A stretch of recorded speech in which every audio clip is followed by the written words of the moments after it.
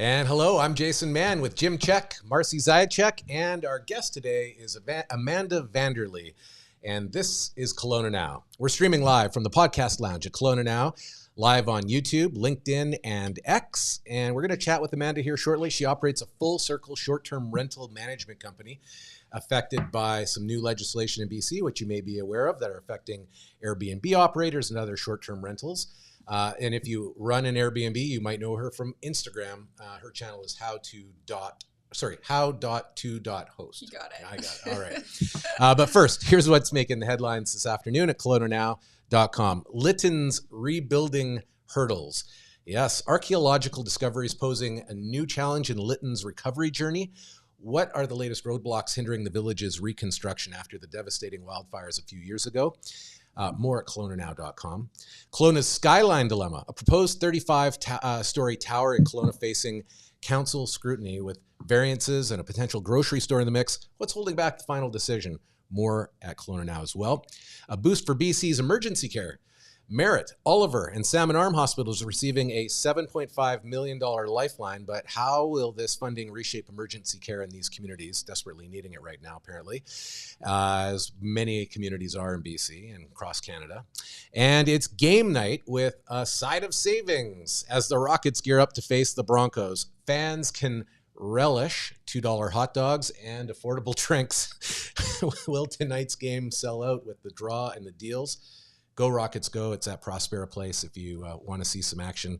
The Rockets are always a good time. And obviously, dinner will be very inexpensive tonight. For more on these stories and more, check out KelownaNow.com.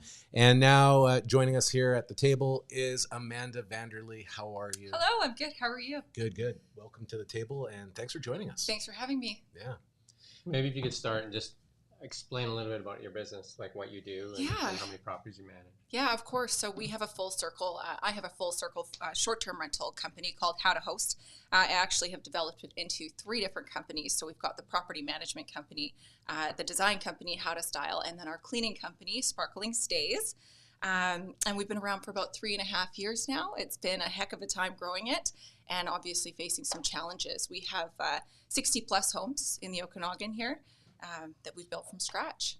So does this legislation put your business at risk? Oh, absolutely. If this goes through, I'll lose about 90% of our portfolio.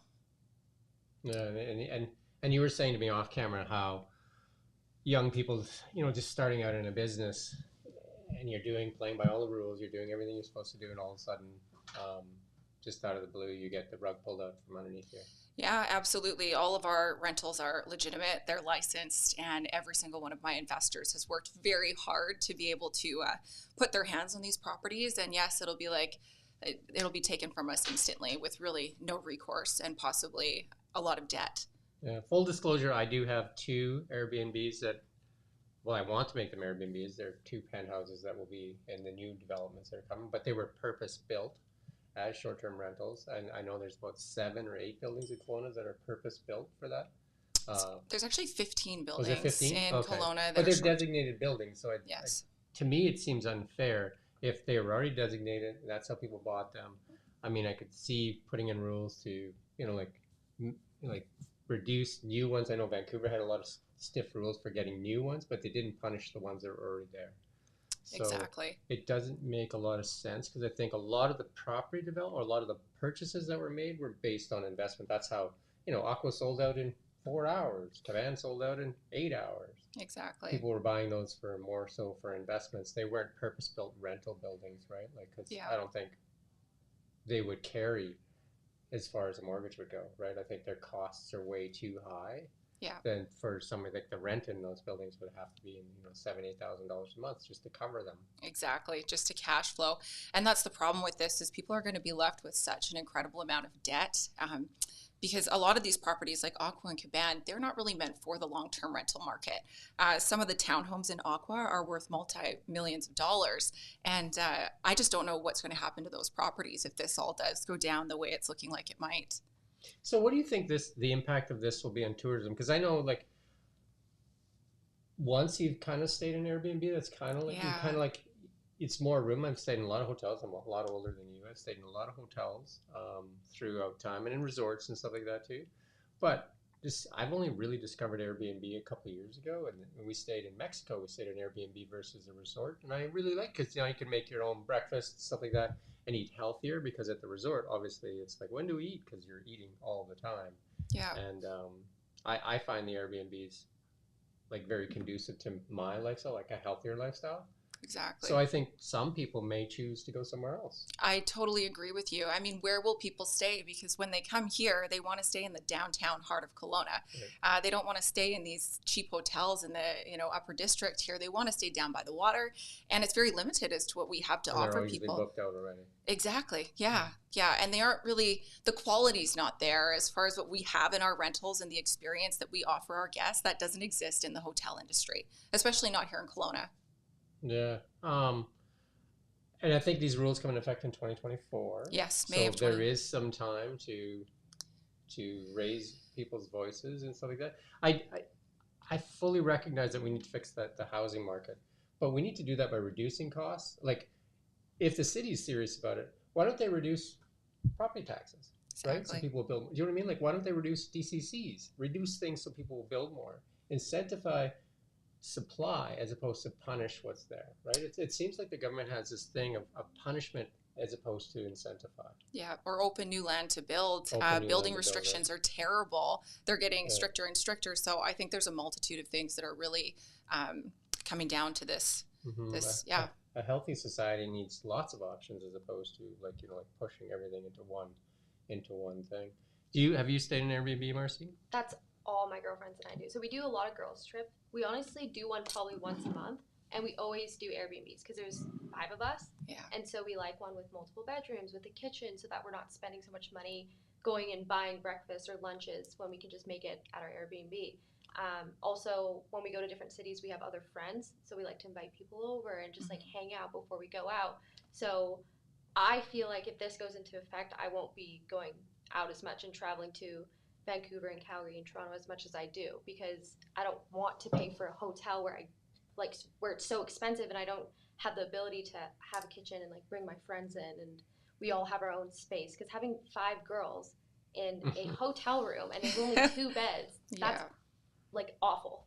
Yeah. You're pretty much walking on clothing, right? Yeah, it's just makeup, clothing, hair marks everywhere. Not to mention what the cost of these hotels will amount to after all of these Airbnbs are gone. I mean, there's thousands of them. So it's very interesting.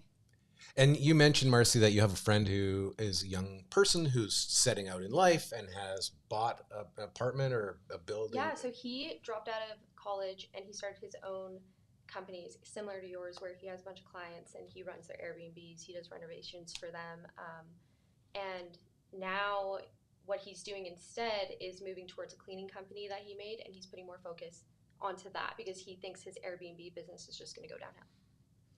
The issue with that, though, I'll add, because we also operate an in-house clean team, which has been fantastic for quality control as well as increasing our margins. But it's an ecosystem that the management company creates. So we're able to create these offshoot companies. And now these offshoot companies are going to have to pivot as well.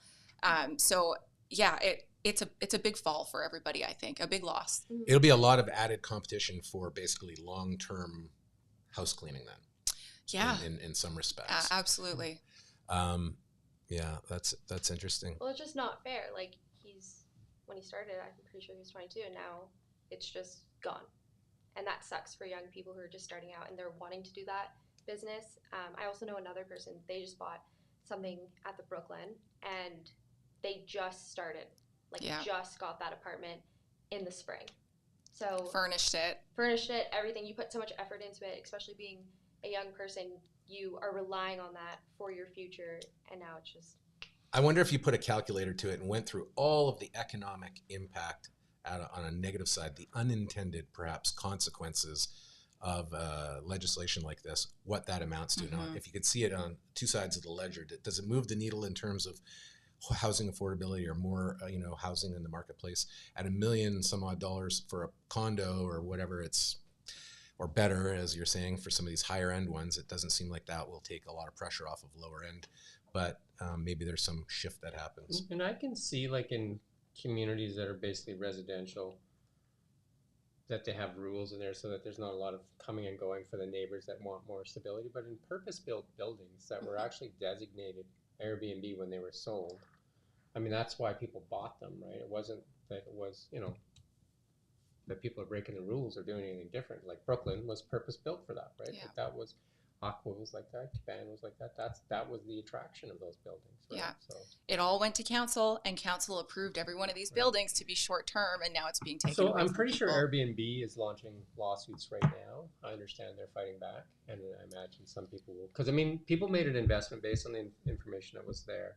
They're making a decision based on where they think they'll help. But there is other ways to help that I don't think, like, freeing up Brooklyn and Aquas, I don't think those buildings are coming onto the rental market at any affordable rates. Right. Yes. I guess there's room for compromise, and we will have to compromise, which, I'm trying to look at this from a solution-based theories in the sense of what can we do, where can we cut back versus eliminating the market here altogether to just principal residency. I don't think we're going to come out of this 100% of where we are. There's going to be cutbacks of certain buildings in certain places, to say the least. It's just a matter of what makes sense where. Yeah. What do you get like in some of the buildings that or properties you're running? What is your, like, you get reviews? How are those reviews usually? How are our reviews as far as the scale? Yeah. Oh, well, they're mostly 5 stars. and that's what I say to people, look, because if you're getting 5-star reviews, it's very hard for a hotel to get a 5-star review. Right? There's very few hotels that get 5-star reviews, but a lot of Airbnb properties do get that, right? It's a different. If it's a different, I'm not saying there's anything wrong with hotels, but you have to pay a lot to get that level. Do you know what I mean? Like if you want a suite, like a 2-bedroom suite in a hotel, you're looking at $2,000-$3,000 a night in Kelowna. Yes, yeah. Our company's very experience based, and that's what we pride ourselves on. So when the second people walk through that door, the music's on, the lights are on, there's a vibe to it, and you're right downtown Kelowna. We've got snacks and treats and all that sort of stuff. So that's where those 5 stars come, and everything's very clean and the service. Don't you really experience the city from a more intimate local perspective when you're in a home? Absolutely. Too? It just gives that. Like we stayed in Mexico, more and authentic feeling. We stayed in a resort, which is, it's a typical resort, and the pools are just rocking all the time. Like there's standing room only, there's drinks everywhere. People are walking around with drinks. I don't drink a lot, and then it's a lot of food, and it's not really my thing. But then when we stayed at a very nice Airbnb in downtown Cancun, that was in more of the residential area. Oh my God, it was nice. There was 2 big pools there that were completely empty all the time, right? And the condo was beautiful. It was right next to a mall, and it was we could cook breakfast and all that stuff too. It feels like home. Feels like home, and you can enjoy we were immersed in that culture as well. Like Exactly. You know what I mean? We were there. There wasn't a lot of tourists where we were, and so we had a tough time with the language for sure. But it definitely gave us a better feel of what like that part of Mexico is, as opposed to in a resort, right, where you're full of people that are enjoying themselves a lot. Mm-hmm. Are there any industry organizations that are Airbnb or short-term rental focused organizations that might be lobbyist organizations or a place that you could turn to for? No, it's so funny you just mentioned this, because I had a friend refer me to a lobbyist out of Ottawa, and I had a conversation with him today, and that kind of changed my perspective on the situation and how I want to approach the city with this. But no, not that I'm aware of. It's not to say that there isn't, but I'm not aware of it, and I'm also not opposed to starting one. Airbnb reacted, though. There is a... Yeah, they have a meeting actually. Obviously, I'm well connected in the industry, and I've got a rep that I know in Vancouver. So they're meeting tomorrow as far as setting forward a plan of action and what they're going to be able to do to help with all of this. Any other thoughts, Jason?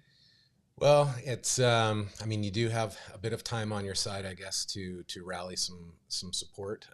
You mentioned that this meeting kind of changed your perspective on how you'd approach it. Do you care to share a little bit in terms of how? Well, when this all started, a couple days ago, I was handling this very emotionally. I was angry, and now I really want to look at this and as more of a solution-based thinking process where, okay, this is the situation at hand. Like I said earlier, we're not going to come out of this at 100 exactly where we are. If we do, wow, I highly doubt it.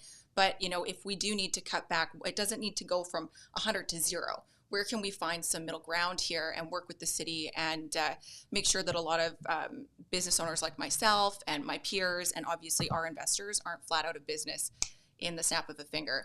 Do we know, is it the city that will be making some of these Cities determinations? can opt out as far as I understand. The cities can opt out, yes. So this Thursday, actually, the city is going to be discussing the date that they will be meeting to decide what they're going to do with all of this, which I believe is supposed to be next week. That's all through the grapevine. I don't have anything confirmed. It's just what I've heard. But it sounds like they're going to be acting on this quickly, which is slightly concerning for me because that gives us less time to push back. They should ask for community input. I mean, again, a lot of buildings in Kelowna were purpose-built for that. Exactly. And it is a resort town. Like Kelowna, like whether people like it or not, it is a tourist town, right? It's not on the list, though. No, So I know, but I'm it's just... not on the resort list. Yeah. Yeah. It's probably the number one resort community in Canada. No, I don't know. Maybe I'm wrong there, but I what? think it has other aspects to it, but it definitely is a strong attraction, right? Oh, For absolutely. tourists, right? I mean, Yeah.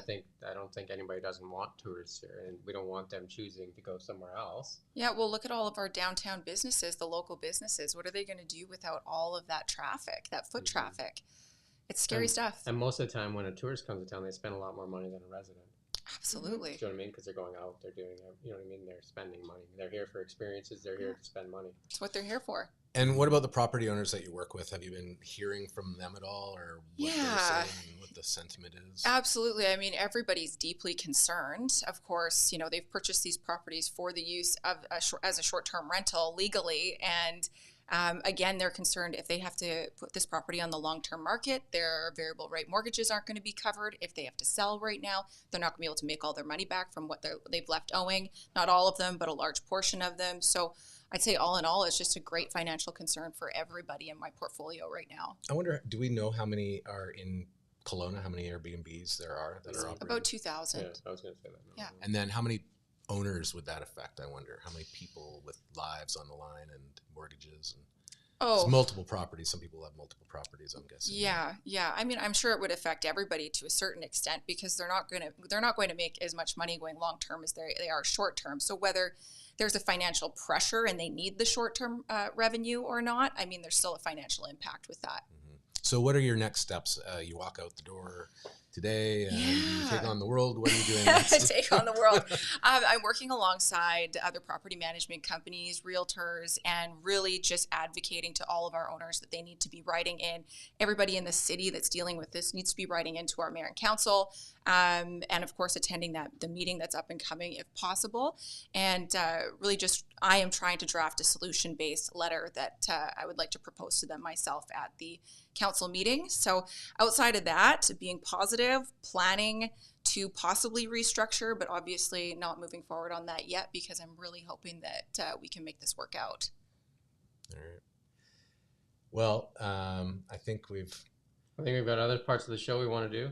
Do you want to say we've got a monitor now? We can see what we're doing. And I should mention, happy birthday, Jim. Oh, there you go. You can send your gifts in. Yeah. So, well, Amanda, thank you. A gift of less government would be mine. Thank you for coming in and sharing these challenges that you're facing right now, and many others as well in the city. And please keep us up to date on your progress and story and what's happening. And if we can help explain or share the news and information with everybody in Kelowna, then we'll do that. And then the other thing is, if anybody wants to get in touch with you, how would they best do that? Amanda at howtohost.ca is perfect. Okay. Yeah. Awesome. All right. Well, hang tight with us while we wrap up the show here. Every year we publish a best of. Maybe you've seen it. And we get the city to vote on various categories. And once again, today we're going to take a look at a different category. So, Marcy, what are we looking at for best of in Kelowna today? Best wineries. Okay. Well, that's very appropriate for a tourism town, and probably something that many Airbnb guests or short-term rental guests would want to know more about as well. Not to mention locals. So do we have the list? Yeah. So in third place is the Hatch. Have you guys been? Yeah. Oh yeah. Yeah. That one's like one of my favorite ones. Yeah, it's so great. good. Their Bianco wine is phenomenal. You can get it at Earl's or Joey's. So fun if you do half price bottles of wine with your girlfriend. It's tonight. It's half price bottles of wine. I love the vibe there. It's just so laid back. Oh, it's so fun. And then silver is Quail's Gate, which I actually have never been.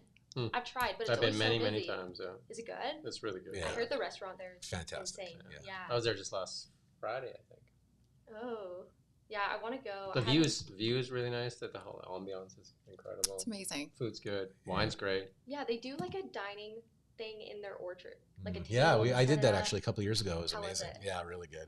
Maybe I'll do it. I'll force my friends. And then Golden Arrow Leaf Cellars. Oh, Yeah, I've been there. I don't remember it, if I'm being honest. Why It was not? it was my birthday, and we did a wine Ooh, tour, and that was the very last. nice. That was the last stop. But yeah, that one is so good. I know my friends have been a bunch without me, and they are always raving about it. So they love that one. I want to go when it's not my birthday. Yeah. I'm going to put you on the spot. If you had to recommend a winery to a guest, where would you send them? I love Black Swift. I like that you can just sit out. I was just there about a week ago, and you can just sit out front. The little fireplaces on the table. I love the wine, the service. I mean, there's a lot of them, but I really like Black Swift. Okay. Yeah. Awesome. Good. I like I've a been friend. That friend one. Yeah. Friend's You know, good because of the beach too. thing, right? Because like, Yeah. it's kind of. I think it's the only one that has a beach. It is. And It's it's the only one Premier in the- Bennett's former beach house. Yeah, So yeah. it's a piece of history, really, right? Like, Yeah. it's They have amazing. a bakery there. At- You know that? No, Yeah. I didn't know that. And they have like a I know it's a their pizzeria, meals are pretty good there. pizza place. Yeah, yeah, Restaurant. yeah. That one is And then you so can fun. drive your boat there. Pet friendly. You can bring yes, animals? I think it is pet Yeah. friendly. I went with my friend. Her dad boated us over there, and then we had breakfast on the beach. There's It so was many so great fun. wineries. Yeah. Oh, amazing. That is the only one on the beach, though. Isn't It is. I Yeah. think so. All right. And our quote of the day. Positive anything is better than negative nothing. So be positive. Trying. All right. And that's our show for today. Thanks for joining us. If you want to stay in the know, make sure you like and subscribe to all of our channels and, of course, our daily newsletter at KelownaNow.com. Till tomorrow morning, have a great night.